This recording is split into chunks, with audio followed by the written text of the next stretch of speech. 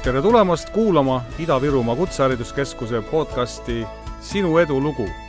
See on Ida-Virumaa Kutsehariduskeskuse uus podcastide sari, kus teeme nähtavaks inimesed, oskused ja võimalused. Räägime õpetajate, töötajatega, õpilastega.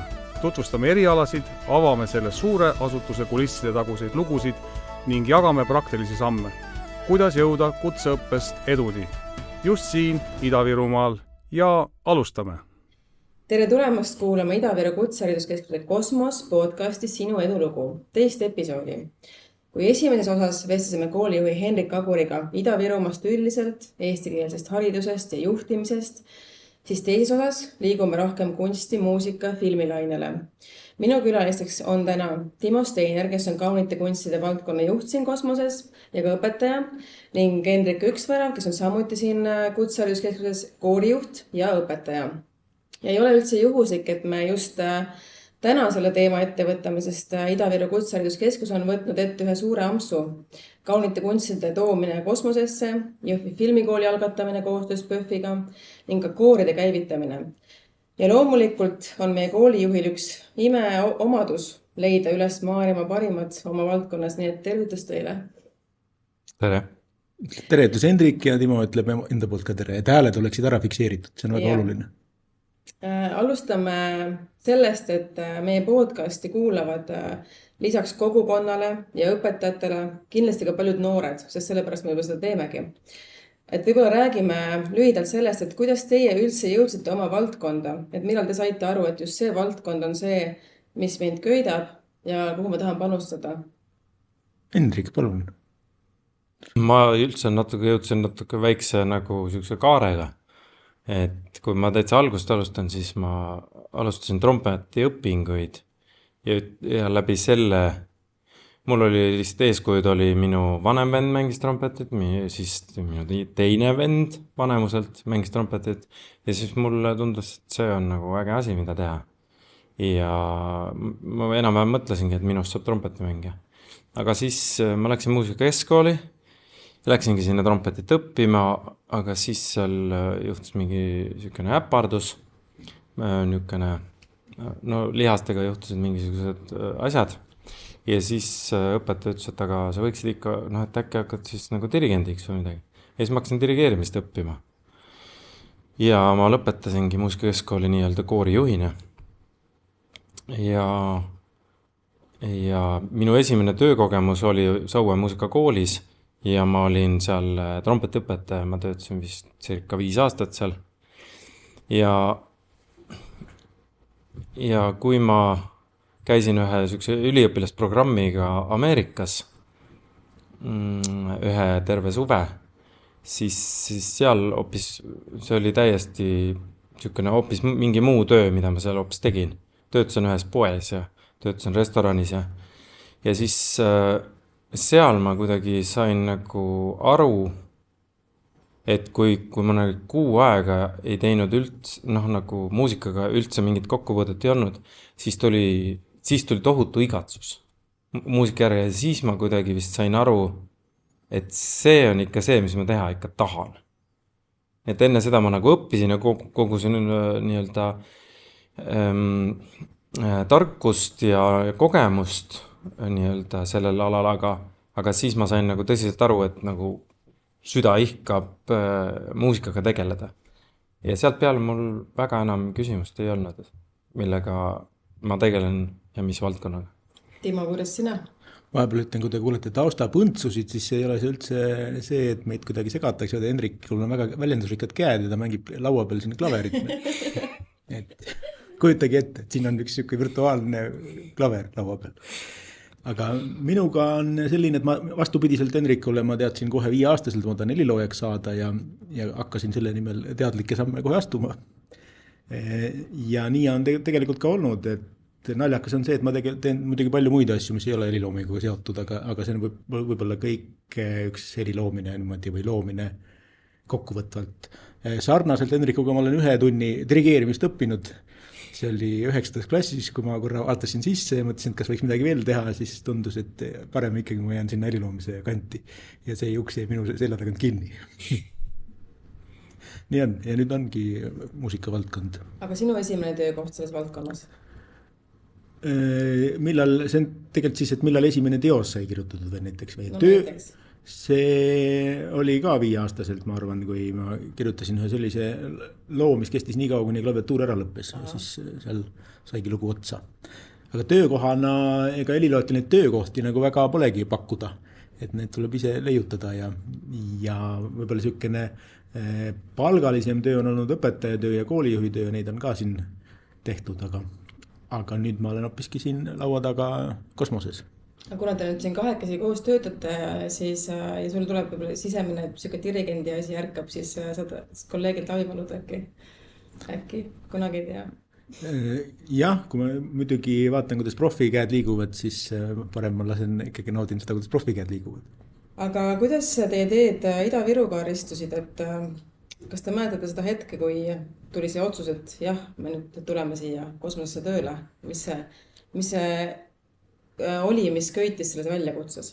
Kuna ma sain enne tööle, siis ma alustan siis. Hendrik tuli väikese viitega järgi kohe, kuigi palju aega seal vahet ei olnud.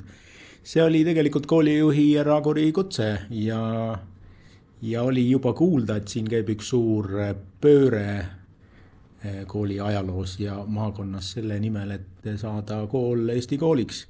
Ja ma arvan, et see on väga paljusid inimesi siia toonud õpetama eesti keelt ja muid tegevusi ja see köitis ka mind samamoodi. Ja teine, mis mind köitis, mis omamoodi on ju ka, isegi võib-olla öeldakse, et see on jabur, on just tuua kutse kooli, kus sellega mingit puudet ei ole, tuua kaunid kunstid sellisena sisse, et see mind köitis kohe eriliselt. Et võimatud asjad on ikkagi võimalikuks teha, mis saab paremat olla. Ja siis juhtus nii, et me otsisime koorijuhti ja mina kirjutasin Hendrikule, et mis sa teed. Ja nii nüüd Hendrik jätkab, mis ta tegi. See toimus niimoodi jah, et Timo Steiner, Timo siis kirjutas mulle ja saatis selle nii-öelda kandideerimis sellise kuulutuse ja meie seas, ütleme, Timoga on selline, et Timo oli minu harmoonia õpetaja muusikakeskkoolis. Ja et ma tundsin teda juba enne täisealiseks saamist. Ja kui ma seda nii-öelda sõnumit nägin, siis mul tundus väga intrigeeriv, et kutsehariduskeskuses hakkab toimuma koor. Seda ju Eestis ei ole siiamaani kuskil kutsehariduskeskustes ei ole. Siis teiseks on mul seos selle direktori Hendrik Aguriga on selline, et 2005 tema, kui ma ei eksi, siis ta sai Gustav Adolfi gümnaasiumi direktoriks ja ta käivitas seal orkestri ja mind oli kutsutud selle orkestri käivitamise juurde. Nii et mina siis käivitasingi selle orkestri, natuke aitasin seal ka koori nagu tööd, aga peamine ja minu ülesanne oli orkestri käivitamine ja sellest peale tegelikult mulle väga meeldis see Hendrik Aguri selline üleüldine suhtumine, et kuidas kooli juhitakse ja see oli hästi, hästi meeldiv, et siin, kui see kutse nii-öelda Timolt mulle tuli, siis ma reageerisin vist tunni jooksul. Paraja vahega. Paraja vahega, sest et kohe ei vasta. Aga kuidagi mulle tundus, et see on tore mõte. Et ma vist peaaegu otsustasin sama päeva jooksul peaaegu vist selle. Ja tore just ongi, et midagi ei ole ees. Lauljad ei ole, traditsiooni ei ole. Kuulge, aga me käivitame ju korraga nagu mitut valdkonda, et sellepärast ma enne ütlesingi, et suur amps, ja see ei ole mitte see, et teile helistatakse tule matemaatika õpetajaks, matemaatika on siuke raamis asi on ja mingis mõttes nagu tellimuse tegemine, et kultuurivaldkonnas vist ja loomeinimestel ei käi niimoodi, et teeme nüüd niimoodi, paneme raamid ette, et kas teil on endal mingi selline sisemine unistus ka, kui te mõtlete selle peale, mida te siin käivitate? Kui ma mõtlen enda nii-öelda mul vist reaalne kogemus, ütleme koorijuhina, ma arvan, et on aastast 2002, see on siis praegu 23 aastat. Ja selle jooksul ma olen siis nii-öelda peadirigendina, nagu mis koori ma reaalselt teen, ma mõtlen, et neid on äkki 7, ma pakun välja umbes niimoodi. Ja, ja paljude puhul, nii-öelda on olnud koorid, kuhu ma lähen, et seal on see nii-öelda olnud olemas lauljad ja niimoodi. Aga see, et kuhu sa hakkad siis seda koosseisu ikkagi viima, on mingil määral ikkagi nagu, mitte algust peale, aga ikkagi sa hakkad seda, mis iganes, seda suhtumist ja atmosfääri ja kõike seda hakkad looma. Enda koori nii-öelda kolleegiumuusikaale ma otseses mõttes kutsusin lauljad kokku ja siis hakkasin nii-öelda täitsa algusest peale. Nii et mul on sükest igasugust erinevat nii-öelda kogemust. Mul on kirikukoore, on lihtsalt koore ja nii-öelda, et kes mis repertuaari, kus me oleme laulnud. Et sealt on tegelikult selline kindlus olemas, et kui ma siia justkui tulin nagu, et hakkan siin tööle ja mitte midagi ei ole. Siis, et see nagu väga üldse ei ehmatanud, et aga mis ma teen, kui kedagi ei ole ja mis me siis teeme, mis see kõik on. Et see kogemus on nii suur, et tegelikult ettekujutus ikkagi sellest tegelikult on ju päris hea. Timo? Mitu suurt unistust on. Esimene unistus on teha võib-olla kõigest hoolimata jõuda sinna punktiini, et me teeme päris kunsti kõige paremal võimalikul moel. Ei tee võib-olla sellist ülejala asja või mingit huvitegevuse asja, millel alati on ka hea, aga ka halb külg, vaid ikkagi päris sellist asja, mille üle nii meie kui terve Eesti kui terve maailm võiks rõõmustada. Ja teine oluline unistus on võib-olla veelgi suurem, mida Eestis nii palju ei olegi rakendatud, ehk siis kuidas kunst ja mingi muu eriala, mis ei ole kunst, omavahel dialoogis olles, et kas nad jõuavad kuhugi mingisse teise punkti, kuhu nad muidu ei jõuaks. Ja see on selline teine suur tee. Kui need ampsud oleksid kättesaadavad, siis mu kõht oleks täis. Räägime nüüd natukene rohkem just sellest kooride käivitamist. Ma saan aru, et töötajate koor on juba töös, on teinud esimesed proovid. On mul õige info? Jaa.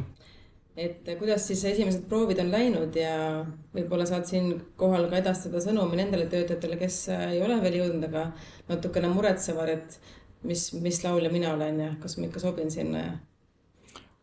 Kuna me alustame, siis tegelikult eeldus ei olegi see, et kooris saab laulda ainult need, kes on nagu väga head lauljad, siis me ainult siin teeme.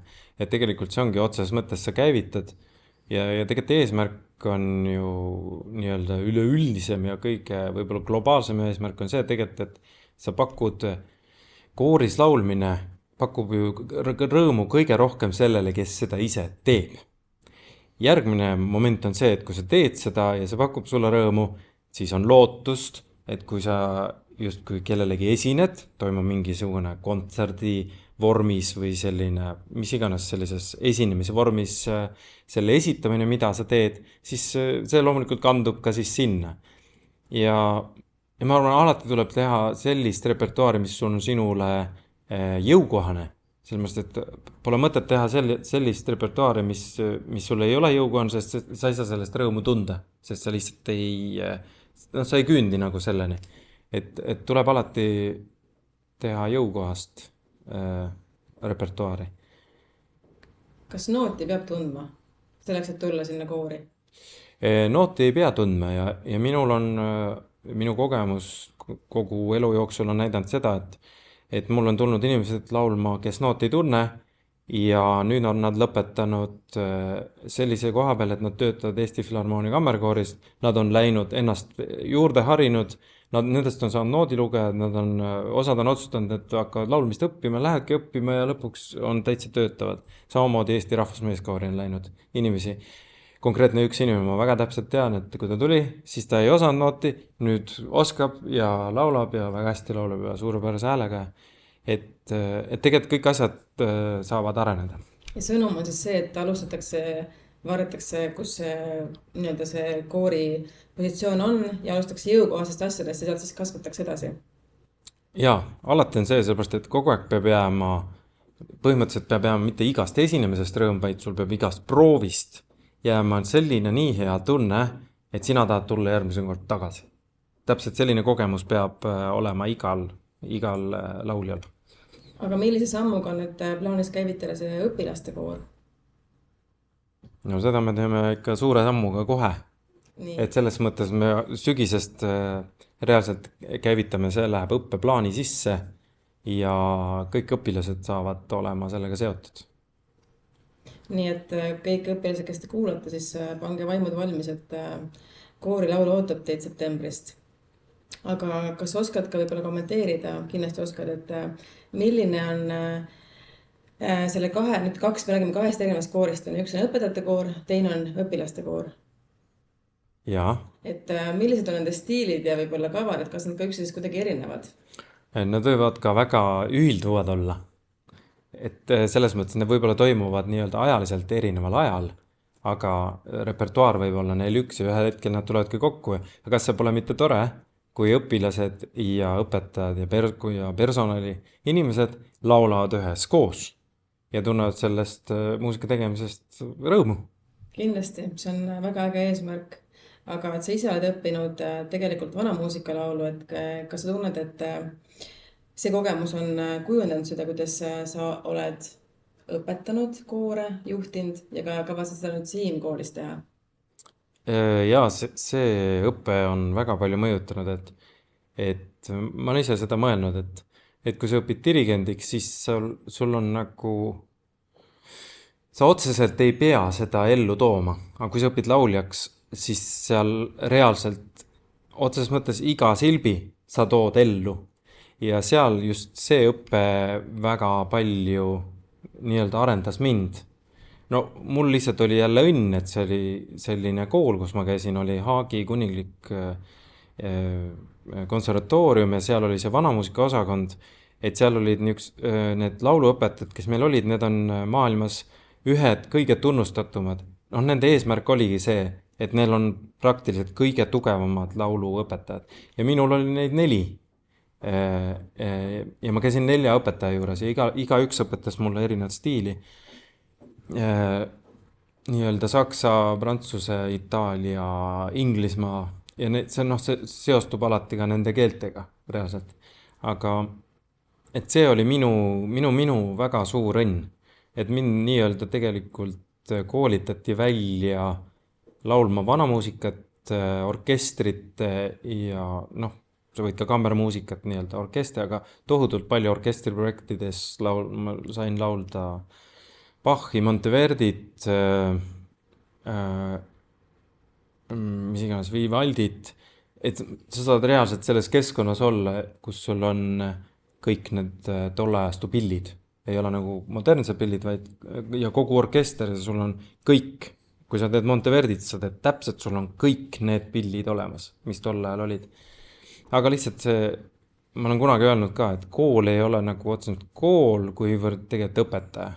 Nii et see õpetaja on väga tähtis ja mul on siis lihtsalt olnud hästi suur õnn sattuda minule sobivate õpetajate ja väga kompetentsete õpetajate juurde ja see on mind hästi palju nii-öelda just otseses mõttes koolitanud välja, et ma ei ole ainult dirigent, et ma reaalselt laulan, ma suudan seda kõike ise ka ellu kutsuda. Väga äge, et sa saad seda pärandit kõike, seda kogemust siia kooli ka tuua, aga mis sa sellest arvad, et kas Ida-Virumaal ja selles multikultuurses kogukonnas on ikkagi see koori käivitamine, on seal mingid eripärased, käib see kuidagi nüüd teistmoodi? Ja kindlasti on eripärast, sest siin ei ole koorilaulu traditsiooni. Peamiselt võiks öelda, ma ei saa kunagi üldistada, aga ma saan öelda, et peamiselt ei ole ka sellist nii-öelda sükest laulukultuuri, et need noored laulaksid. Nii et see on nende jaoks tegelikult väga uus kogemus, ma arvan. Ja lihtsalt muusika tegemise juures on nagu üks nendest hästi suurtest plussidest on see, et muusikat saab teha niimoodi, et sa oled meeskond. Sa ei saa teha niimoodi, et ma siin kooris laulan niimoodi, et ma sinuga koostööd ei tee. Lihtsalt sina mulle ei meeldi väga. Aga ma ikkagi teen ja see on väga raske. Ja tavaliselt see asi seal ei õnnestu. Järelikult tuleb lahendada olukord nii, et kõik saavad omavahel hästi läbi. Ja see on väga paljuski tegelikult, nagu ma arvan, ükskõik milline asutus selles alati juhis. Ehk siis milline juht peab sellise atmosfääri looma ja sellised nagu töövõtted tegema, et see tegelikult tekib nagu mingil määral nagu sõpruskond. ja noh, ma olen näinud, et kooridest on ikkagi välja kasvanud abielupaare ja nii et tegelikult võib ka see asi kaugele minna. Õnneks juht juba laulab ja mängib pilli ja annab head eeskuju kõikidele, nii kogukondadele kui ka noortele. Aga ennem mainisime, et septembrist saavad nüüd kõik osa sellest, et kas kõik päriselt on või ikkagi panna laulma? Tegelikult kõik on võimalik laulma panna, küsimus on alati selle energia ja aja panuses. Et kui inimene nagu tõesti üldse viisi ei pea, siis tegelikult on seda võimaline tegema ja ma ei räägi lihtsalt sellepärast, et ma lihtsalt tahan rääkida seda, vaid sellepärast, et ma olen õpetanud ühe inimese välja, kes oli viisi pidamisest nii kaugel, kui ma üldse ette võisin kujutada, nagu tõeliselt kaugel. Ma toon hästi lühikese näite. Ma palusin ta laulda üks noot, ta laulis selle, ma ütlesin, et laula nüüd kõrgem noot sellest, ja siis ta laulis valjemalt, ma ütlesin, sa laulsid valjemalt, aga laula nüüd kõrgemalt, siis ta laulis veel valjemalt. Ja siis ma sain aru, et tal on X ja Y telg, mis puudutab nagu ülespoole alla liikumist ja valjust ja seda vaiksust, ja need olid tal nagu täitsa, no ta ei saanudki üldse aru, ja ta alguses ei saanudki aru, et need on täitsa sassis. Ja siis ma mõtlesin, ma võtan selle ette, et ma tema õpetan välja, sest ma tahtsin enda jaoks eksperimenteerida, kas see on võimalik, ja see on võimalik. Nüüd ta laulab ühes kooris, kus ta on juhtiv hääl selles häälerühmas, seda kinnitas mulle see dirigent, ma siin nimesid hakkan nimetama, aga ta ütles mulle et tema juhib seda rühma. Nii et tegelikult see on võimalik, ainult küsimus on, kui kaua sa siin panustad. Nüüd, kuna kuulavad siin ka kogukond ja mõni võib-olla arvabki, et ta ei oskagi laulda ja tekkis siuke tunne, et kui saab seda õppida, et kas tulevikus võib loota, et kui sa siin tihedamini Ida-Virumaal oled, siis saab võtta ka ära tunde äkki või? Ma arvan, et kõik on ju ikkagi võimalik. No nii, see oli meile hea uudis. Aga räägime korraks ka filmindusest ja kaunitest kunstidest laiemalt, et filmikooli esimene samm on ka juba astutud ja väga vägev õppekava on koos, sisseastumiskatsed on lõppenud ja mina ise julgen küll mõelda ja tunda niimoodi, et see on suur samm selles suunas, et kutsehariduskeskuse Ida-Virumaal tahaks tulla noored õppima üle Eesti. Et kuidas läks see sisseastumine uuele õppekavale ja kuidas see huvi tundus? Et kas oli huvi ka maakonnast väljaspoolt? Helistati küll nii Tartu kui Tallinna inimesi, et mis siin täpselt sellisena toimub. Meil on täpsemalt lõppenud praegu see registreerimise kuupäev, et me teame, et 2 õppekava peale kokku, mis on visuaalmeedia tehnoloogia õppekava, see on keerulise nimega õppekava, me oleme selle ära õppinud. Et on kokku 92 avaldust, mis on, ma arvan, alguse kohta täitsa okei. Me ei tea veel, mis seal taga on, mis need inimesed on, aga vähemalt samm on tehtud ja see esimene samm ongi selline, et me oleme filmikooliga võtnud ühe teise õppekava sisse ennast puugina. Seal on palju lähedasi aineid sellepärast, palju lähedasi mooduleid, nii et see filmiõppe tuleb läbi valikainete, aga järgmise sammuna tahame kindlasti ka teha, et see filmiõppe oleks veelgi sügavam ja veelgi rohkem mahtu saaks sellele anda. Filmikooli tegemisel on tõesti mitu eesmärki. Kosmos on parasjagu sellises muutumises, et ma arvan, et siia on täitsa rahuliku südamega võib kutsuda inimesi, et ta on üle-eestiline, et tal võiks olla üle-eestiline ambitsioon ja filmikool võiks seda ka täita. Siin oli ka muud põhjused, miks see filmikool just praegu ja siia Jõhvi sünnib. Üks on see augustis avatav Jõhvi filmilinnak, mis siit juba maantee juurest paistab.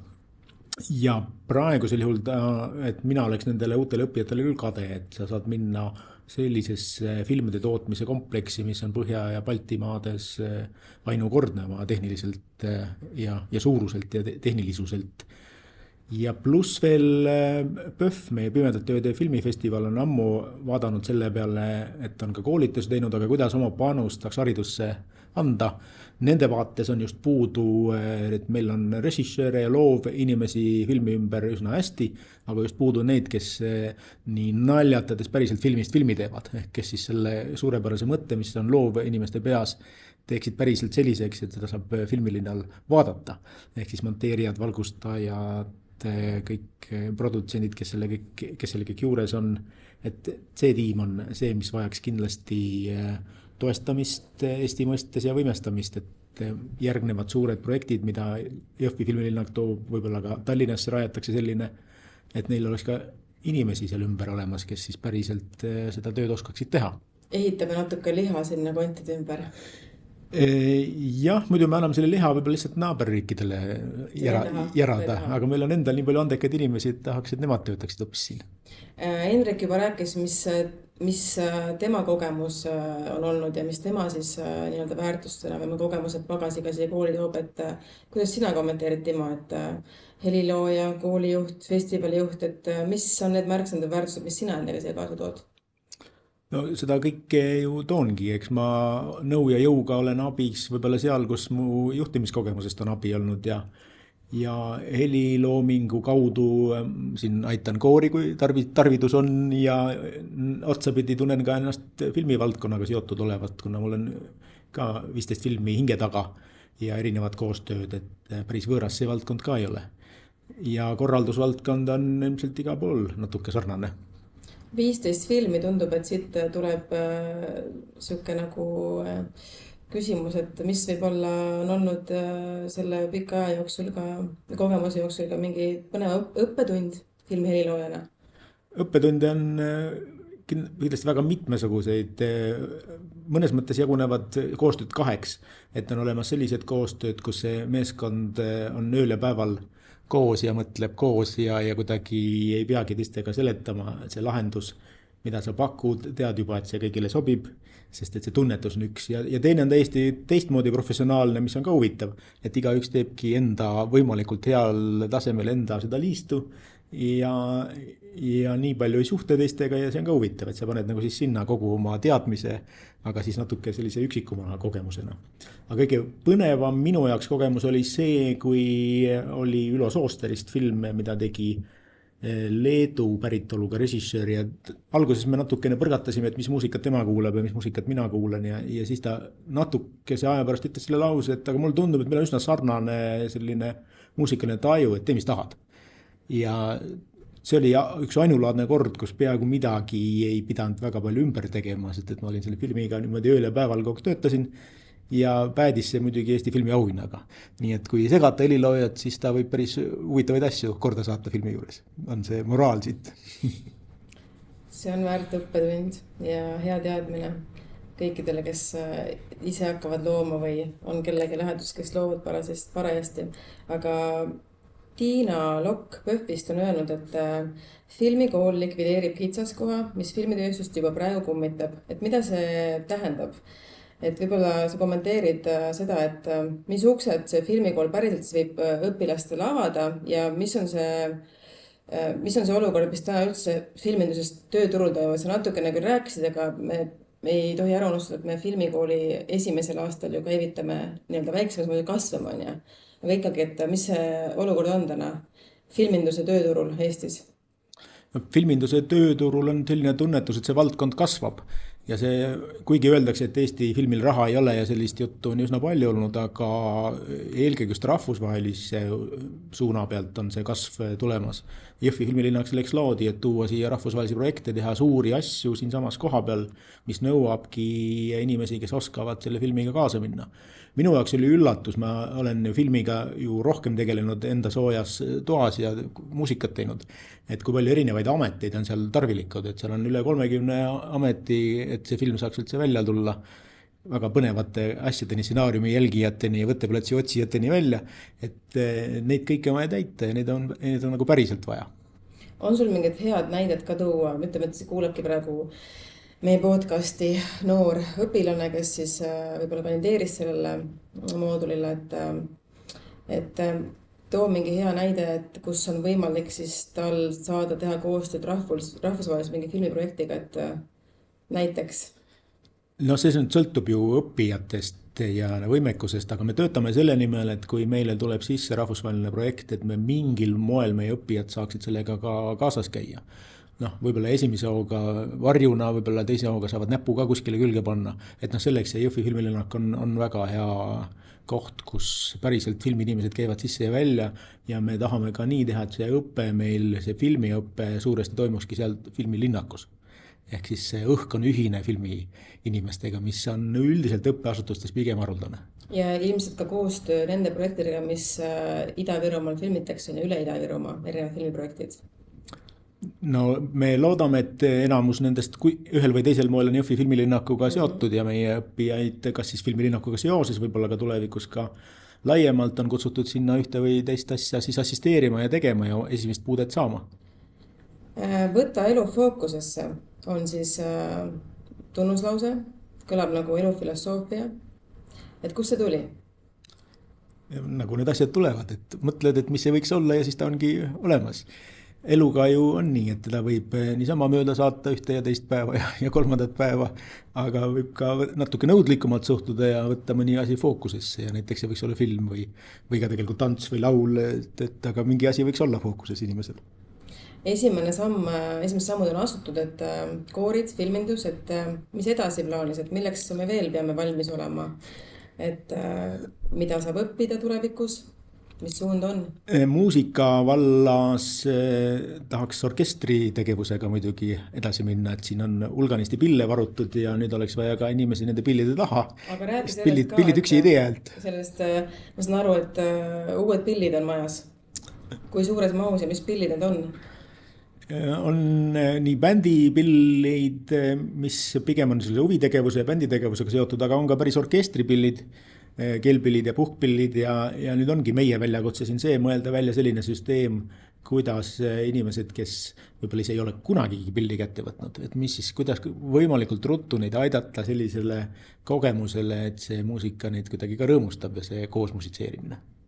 Aga miks on oluline, et pillioskus pole oluline? See on hea küsimus, pikas perspektiivis ta muidugi on oluline, kuigi see on väga levinud selline hariduslik suund, et anda seda pillikogemust kätte ka nendele, kes on sellest kaugel. Et ju selles pillimängus on midagi nii ühendavat, nii sellist inimeseks olemiseks olulist, et sellepärast me seda muusikat ju teeme ja toome. Ma arvan, et inimesed jagunevad kuidagi kahele poole, et ühed on need, kellele väga solfeggio meeldib ja siis ühed on need võib-olla, kelle üks on õudusunenägu.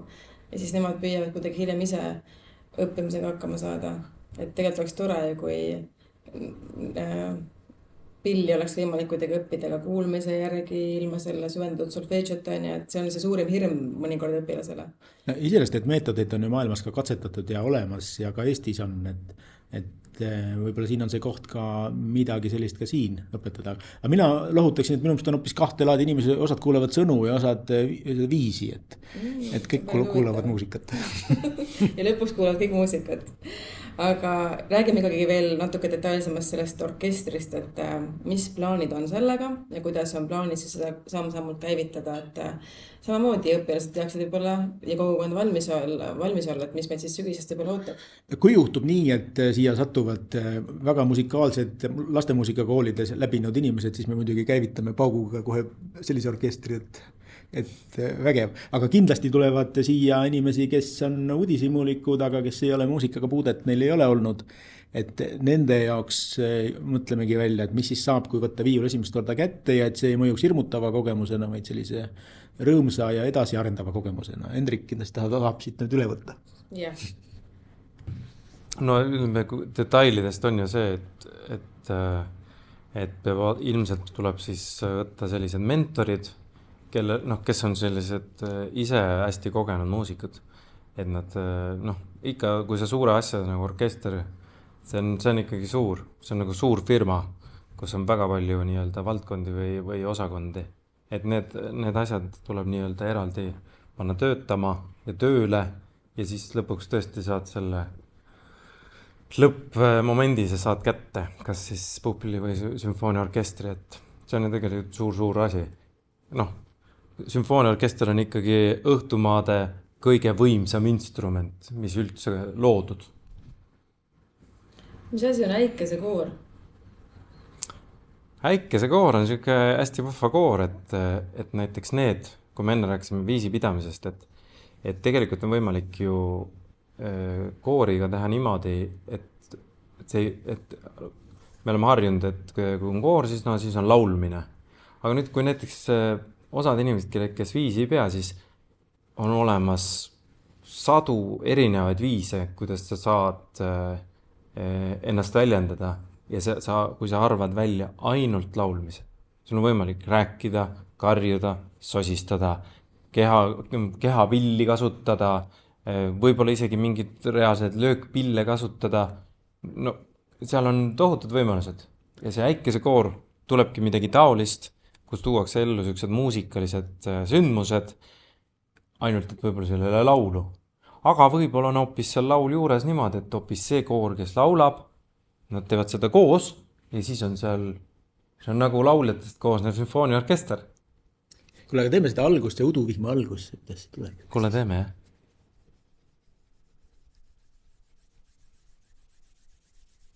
Siis hakkavad need tilgad vaikselt tulema. Kuulge, sõbrad, see on ju ehte näide sellest, kuidas nüüd siit saaks filmindusõppur midagi. Ja ongi see mõte muidugi, et kui me filmi heliga hakkame tegelema, et miks me ainult nuppe keerame, et meil on täitsa ehtsad päris inimesed, kes võivad erinevaid hääli teha ja kindlasti me nendega midagi teeme. Et see on nagu lahe, et ühelt poolt saab siit filmindusõppur midagi, teiselt poolt noor inimene, kes õpib võib-olla IT-d või autoluksepaks ja arvab, et ei oska laulda, sest see on see esimene koor, kus ta võiks võib-olla oma proovi teha, et teistpidi siis ennast kuidagi väljendada. IT-inimesed peaksid tingimata ka tantsima lisaks, sest nad on hästi palju ühes asendis ühe koha peal. Jah, seda me ei tohi ära unustada. Aga et ma saan aru, et plaan on siis see, et ehitada süsteemi niimoodi alt ülesse, et vaadata kõigepealt, mis on see inimeste kogemus, mis inimesed kogunevad, siis moodustada mingisugused ringid ja siis see suurem orkester. Aga kui läheb kõik väga hästi, siis on kohe orkester. Aga ega me neid, kes on uudishimulikud, ega me neid ära ei unusta. Nendele tahame ikkagi pakkuda midagi.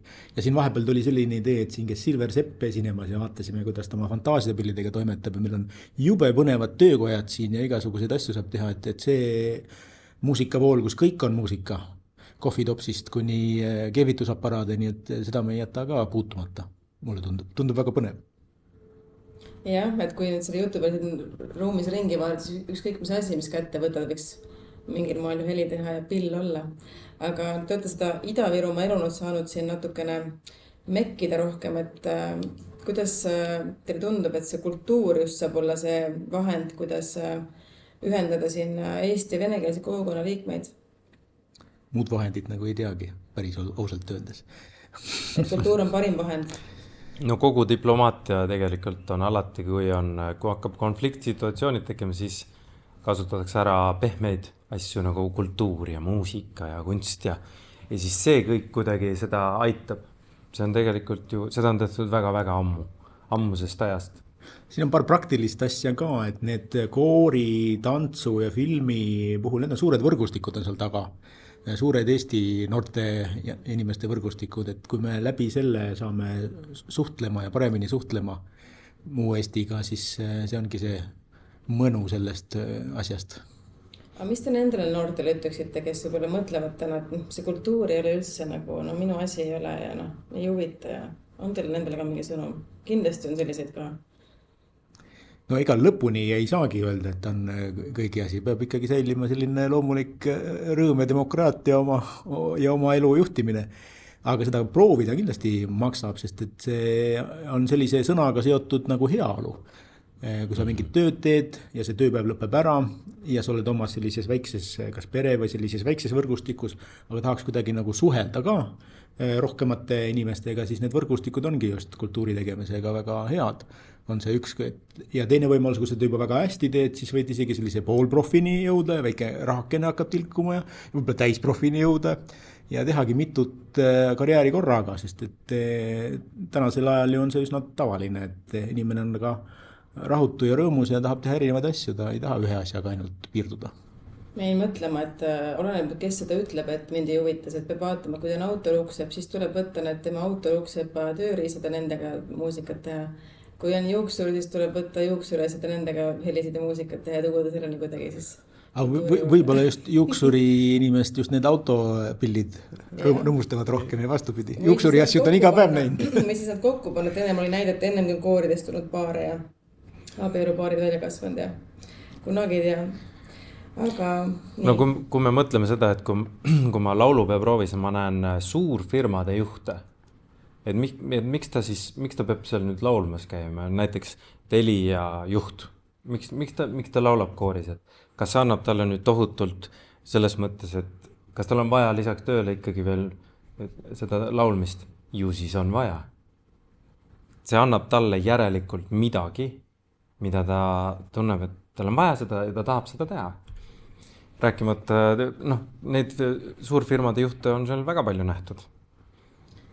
Ja lõpuks siis need suurfirmade juhid, kes meil on võib-olla tuttavad, siis natukene annavad sellega eeskuju ka ju, et just küsimus oligi see, et juba vastad selle küsimuse tegelikult ära, et mis on võib-olla teie suurim selline õppetund või võib-olla märkamine selle kohta, et kuidas siis see kultuur muudab inimesi kogukonda, et seesama näide, mis sa tõid täna on, et me märkame tegelikult võib-olla selliseid autoriteetseid inimesi, samas nad loovad meile ka eeskuju, me tahame ka minna, me hakkame mõtlema, et mis see neile siis annab, on ja?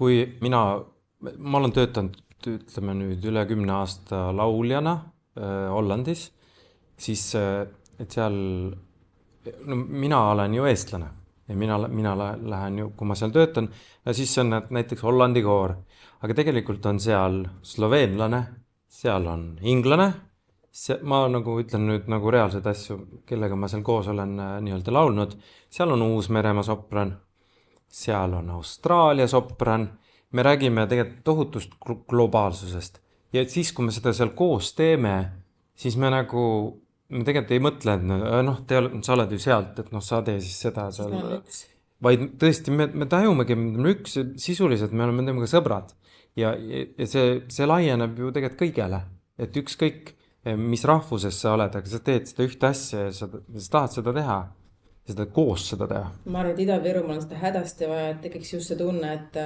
me teeme koos ja me oleme üks, sest kui me vaatame, mis maailmas toimub, siis kõik on tegelikult väga palju lõhestunud, et siin on seda tõesti hädasti vaja, et me tunneksime erinevast rahvusest inimesest, kas tantsides või lauldes, et me tõesti teeme praegu ühte asja koos ja me olemegi koos ja teeme seda kuidagi ühise eesmärgi nimel. Nii et ma loodan väga, et te saate seda tunnet siia meile luua, aga ma küsin meil ka seda, et me oleme ikkagi rääkinud siin juba rahvusvahelist asjadest ja rahvusvahelisel teemadel ja näidetel, et kuidas siis me toome ikkagi selle maailmatasemel kultuuris ja meie väikeline, kas see on võimalik? Et kas see on võimalik meie Ida-Virumaal? Teie kogemusega ma ütleks, et ma võiks unistada, et on. No kas ühest väiksest Saksa linnast Hallest, et kas sellest saab nüüd ikka mingid suured muusikud ka ikka siis välja tulla? Sealt tuli samal aastal sündisid ka. Üks nimi oli Johann Sebastian Bach ja siis oli teine mees, oli Georg Friedrich Händel. Saab küll, siuksest väiksest, see on väga väike Saksa linn. Ja saab küll. Ja neid nimesid ju me teame, kes need on. Üks oli ju praktiliselt Inglismaa kõige tähtsam helilooja. Inglased ju peavad teda siiani, et see on ikkagi inglise helilooja.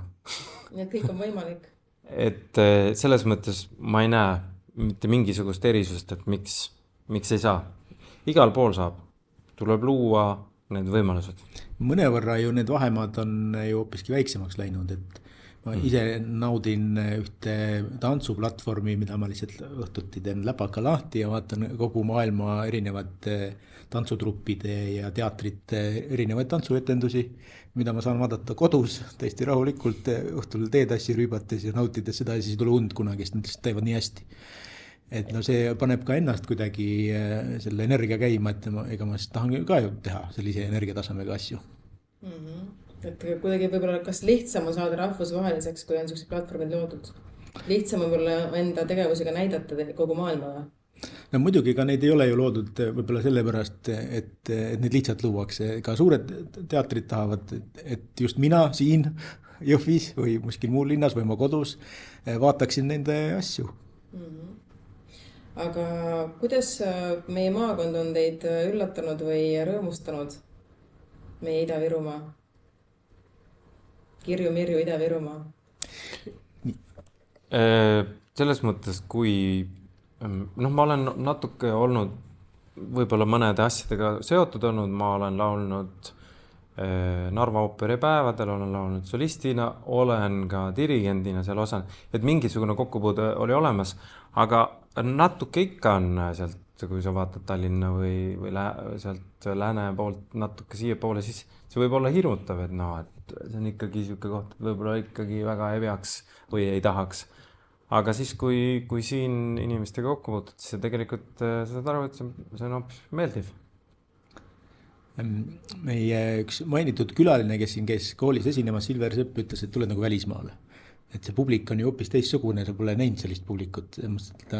Tavaliselt ei käi suga kaasas või sinu asju ei jälgi ja nüüd sa tuled võitma siia täiesti uut publikut, et see on peaaegu nagu lähed Soome.